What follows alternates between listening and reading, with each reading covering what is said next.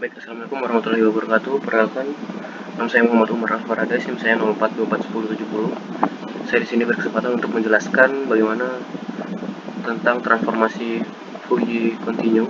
Nah, transformasi Fourier adalah suatu perubahan bentuk sinyal yang berdomain waktu diubah menjadi domain frekuensi yang berfungsi untuk melihat jika suatu sinyal yang tersusun dari berbagai banyak frekuensi yang terlihat kompleks atau rumit untuk dipecah-pecah menjadi komponen-komponen frekuensi-frekuensi penyusunnya untuk memudahkan dalam menganalisis suatu sinyal.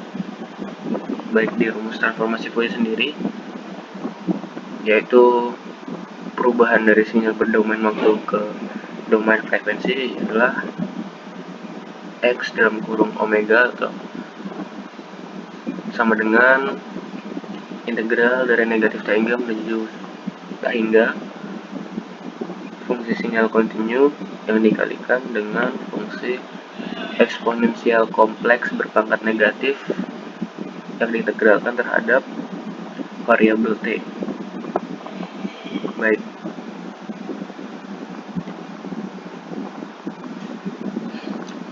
sedikit kita bedah di sini komponen-komponen penyusunan adalah xt sinyal asli di domain waktu, x omega adalah transformasi Fourier dari sinyal yang berdomain waktu tadi, lalu omega adalah frekuensi sudut, t adalah variabel waktu, j adalah unit imajiner yaitu akar negatif 1, dan e pangkat negatif i omega t atau j negatif j omega t adalah fungsi eksponensial kompleks untuk berfungsi menunjukkan osilasi dan frekuensi omega.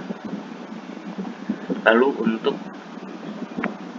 rumus inverse transformasi Fourier sendiri adalah yaitu mengubah domain frekuensi yang sudah kita ubah tadi menjadi kembali ke domain waktu atau sering disebut sebagai IFT, inverse Fourier transformation, dengan rumus adalah xt sama dengan 1/2pi integral dari negatif tak hingga menuju tak hingga dari fungsi berdomain frekuensi dikali dengan e pangkat j atau i omega t diintegralkan terhadap variabel t, dan di sini fungsi eksponensial adalah berpangkat positif.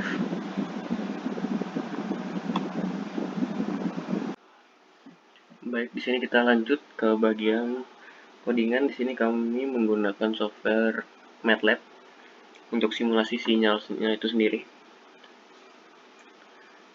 Kita langsung ke bagian pertama, yaitu definisi sinyal kontinu, di mana di sini fs sama dengan 1000 sampling frekuensi, menentukan interval waktu antara sampel, ts sama dengan 1/fs.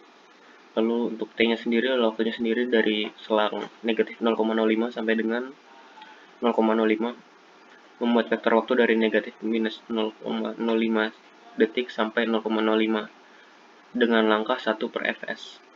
Ini menghasilkan sinyal simetris dari sekitar 0. Total durasi adalah 0,1 detik. F1 dan F2 adalah frekuensi dua komponen sinus 50 Hz dan 100 Hz. Lalu untuk fungsi sinyal kontinu sendiri adalah di pada bagian ini.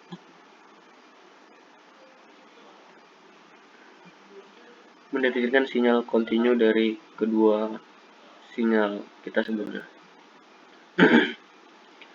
Masuk ke bagian 2, perhitungan transformasi Fourier. Di sini n adalah length atau jumlah sampel, jumlah titik data.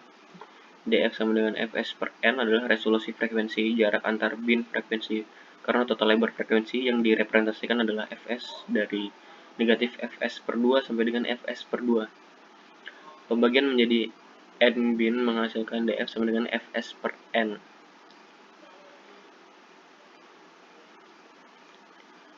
Sini f-aksis itu untuk membuat vektor frekuensi terpusat zero center dari negatif fs per 2 sampai fs per 2.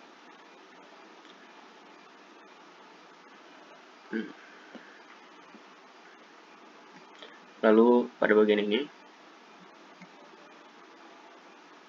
Pada bagian ini berfungsi untuk menghitung DFT atau FFT dari sinyal F. Pembagian dengan N menormalisasi sehingga amplitudo spektrum sesuai dengan amplitudo sinyal waktu. Atau konvensi normalisasi ada beberapa bagian dari FFT yang perlu dinormalisasi.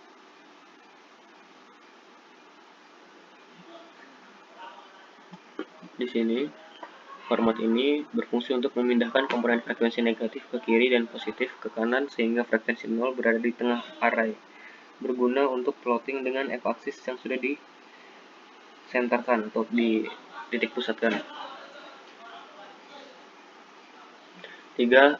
Yaitu rekonstruksi sinyal dari spektrum EFT atau inverse Fourier transformation, yang di sini fungsinya seperti ini. Kita ulas di bagian dalam sini untuk mengembalikan susunan array sebelum FFT shift karena IFFT mengharapkan urutan dengan DC di awal. Lalu bagian ini EFFT-nya formatnya berfungsi untuk menghitung inverse FFT menghasilkan kembali sinyal waktu. Karena sebelumnya kita membagi F dengan N, maka pada saat ini kita mengalinya dengan N untuk menjaga konsistensi sinyal. Lalu bagian real sini adalah berfungsi untuk hanya mengambil bagian realnya saja pada data ideal tanpa error numerik.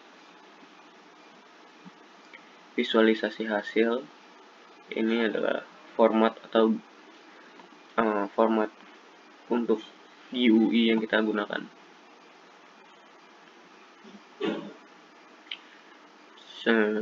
Mungkin di sini karena bagiannya cukup panjang, kita persingkat saja. Figur itu adalah membuat jendela figur dengan ukuran dan nama tertentu. Ini adalah format untuk ukurannya. Dan ini titelnya apa judul atas dari jendela yang kita buat. Subplot membagi figur menjadi 3 baris 1 kolom dan mengaktifkan panel pertama. Panel pertama sendiri adalah plot sinyal waktu asli, yaitu fungsi sinyal terhadap waktu. Lalu panel kedua adalah plot magnitudo spektrum ABS terhadap f-aksis. Karena F sudah di FFT shift f-aksis sebagai center alignment menunjukkan amplitudo di tiap bin frekuensi. Panel 3 plot sinyal hasil rekonstruksi, yang berarti kita ambil variabel F rekonstruksinya frekuensi rekonstruksi terhadap waktu. Lalu ada juga grid on axis, menambah grid dan menyesuaikan batas agar pas untuk data. Bagian 5 adalah untuk menampilkan informasi, menampilkan ringkasan parameter sampling frekuensi, durasi sinyal, dan juga komponen frekuensi utama dan jumlah titik N. Berguna untuk debugging dan memahami resolusi frekuensi. Dan dengan bagaimana jika F2-nya adalah 120 Hz. Kalau coba kita run lagi.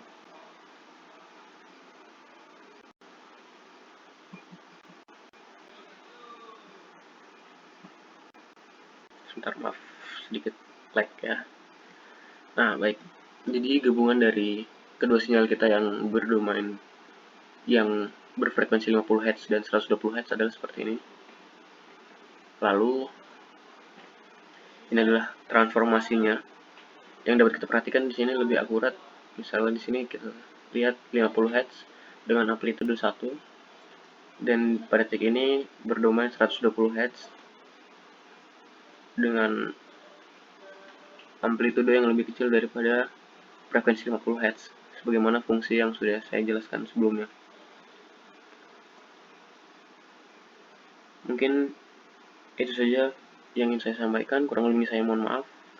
Terima kasih. Assalamualaikum warahmatullahi wabarakatuh.